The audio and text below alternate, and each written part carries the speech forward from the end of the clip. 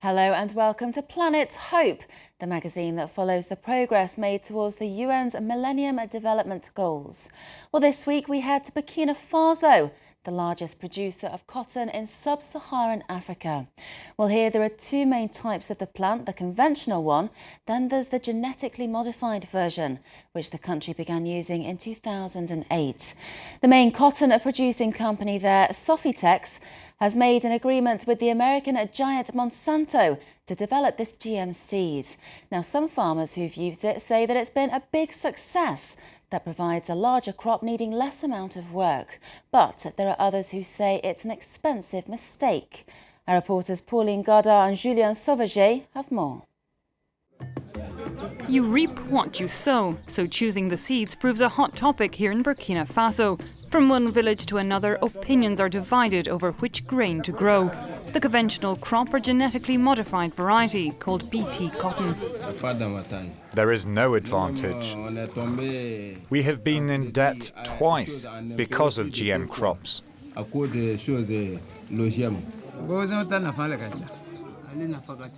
GM cotton has advantages. Last year we cultivated 4 hectares with a yield of 9 tons. In Zulu, in the southeast of the country, these women have already made their choice. Under the sweltering sun, they're planting small blue seeds, genetically modified cotton. Touriser has picked to plant the GM variety for 3 years already, and she has no intention of going back. It's easier to sow, so we can get the work done faster. GM means we need to sow less seeds and it grows quicker. And when we harvest the cotton, it's heavier. So there are reasons why the GM cotton is better than the conventional seeds. Here in this village with rich, fertile soil, everyone agrees. There are many advantages to GM cotton. When we cultivate conventional cotton, it requires a lot of attention and treatment, and so it's very tiring. With the new seeds, you only have to treat the crop twice. As opposed to 6 treatments with the regular seeds. This is the main selling point of GM cotton created by Monsanto. Less time spent in the fields, less need for pesticides, meaning savings for the grower. Sofitex, a partner of Monsanto and the biggest cotton company in Burkina Faso, likes to highlight these arguments. It's Sofitex that provides the fertilizer and the seeds. In its origin, the BT cotton was devised to protect the crop from caterpillars. The caterpillars that would attack the buds and the leaves. The idea was not to increase output, but there were side effects. Because the seed is protected from caterpillars, it is fertilized and can follow its natural process, meaning that the crop is automatically bigger. The idea then is that the farmer will be able to reimburse Sofitex for the seeds and fertilizer bought on credit. For Some, who has 5 hectares of cotton fields, it's a system that has brought in good yields. Last year I cultivated cotton and made a profit. That's why this year I'm going to stick to using GM cotton. The only downside, Some says, is that the grain is expensive, costing the equivalent of €41 per hectare annually. A sizable sum in a country where half the population lives on less than €1 a day. After 9 hours toiling in the fields, Some goes back to his 3 wives and 12 children. To feed his family, he knows money has to grow in his fields. Something he says he has seen since switching to GM crops.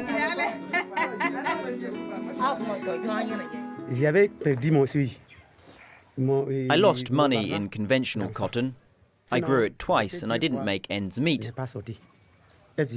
I had to borrow money to pay the bills. Then I tried BT cotton and that worked.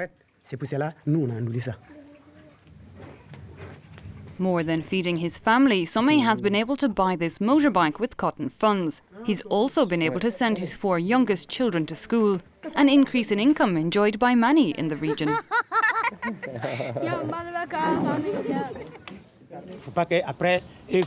I don't want them to need anything. If I'm not there, they'll be left. You work for tomorrow, not for today. In any case, I don't care, I'm not tired. I am using today to build for tomorrow, for my kids, so that they don't have to work themselves to death like me. For his second wife, Somda, the monetary gain is one thing, but she also notes the time factor.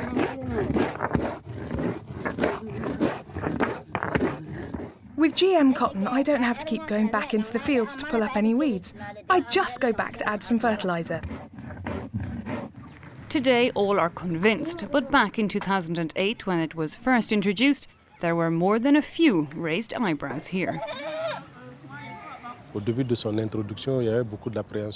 the beginning, people were worried, both from producers and even technicians, because it was new technology, and there was a lot of contradictory information. And so caution was necessary with such a new technology. If even with the precautions put in place, the producer or the final user of this technology did not want it, we were not going to force them to adopt it.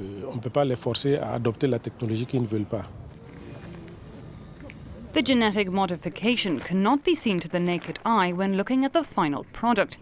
The cotton still comes from a seed local to Burkina Faso.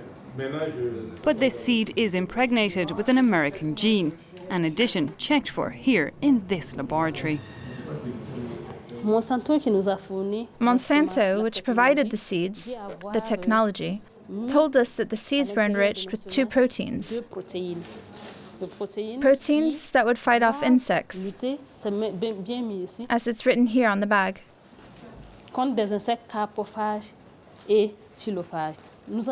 Our job is to confirm the presence of this protein, because we're the only ones making the seed. It's our technology that's being used. The seeds are coloured blue to help locals distinguish them from the conventional variety. The genetically modified seeds need to be handled with care, and the bags are marked with very clear warning signs. You see there, the skull and bones, that's getting the farmer's attention. And they know that the produce inside the bag is not for consumption, but has to be used with precaution. Signs that the seeds could be dangerous, but that's something Monsanto doesn't want to talk about. Others, however, do want to tell us about the downsides they see to the GM crop.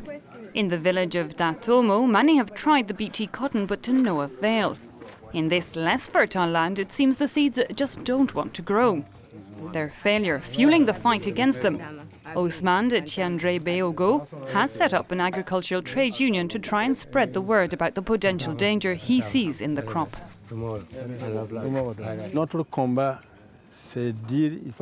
We are fighting for an end to projects that will just leave poor people worse off. The GM crops need to be stopped. These crops aren't being sent here to help us develop. This program hasn't been put in place with our best interests in mind. And we feel that it's not a choice our political leaders give us, but an obligation. Ousmane wants farmers to be free to choose what they want to sow. The majority of these villagers are cotton growers. In the beginning, they believed the GM crop could help, but their trial here was an error. Rather than harvesting a larger yield, farmers are finding themselves going deeper into debt, owing money to the supplier of what was for them a bad seed. How can you explain that every year you grow cotton, you have to take something from your house and go and sell it? Work is supposed to give you something, not take it away. Cotton attracts you. When you start working with it, you see hope. You think things will start looking up for you, but instead it takes your cart and your cattle. You lose everything to it, so I just stopped. We don't have a choice. What do you expect us to do? They've started handing out seeds because the rains began. We have to take them. We don't have any choice. All my family are suffering. I work, but I can't make ends meet. When you cultivate cotton and you don't have any money at the end of the year, it's always the same problem. In any case, the GM crops will force us from our fields. Here, everyone agrees the modified cotton has brought them nothing good. But already in death, many now have no choice but to accept the seed supplied by Sofitex. Such is the situation for Nyanyu Mamadou. He started growing BT cotton in 2009 and from the very first year found himself in debt, having to sell a goat to get by. I fell into the trap. It didn't work. The problem is, I don't have the funds now. If I could, I would get out of this business. I could grow peas, soya, peanuts, millet seeds. But I have no choice now but to cultivate the modified cotton.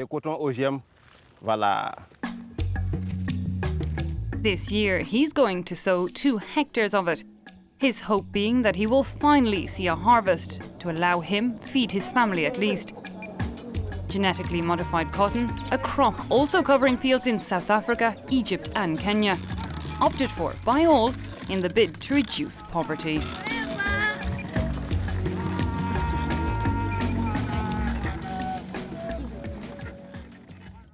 Well, that's it for this edition of Planet Hope. Do check our website at francevincat.com for more news and headlines. You've got that in English, French and Arabic. Well, thank you for watching and do stay tuned to France 24.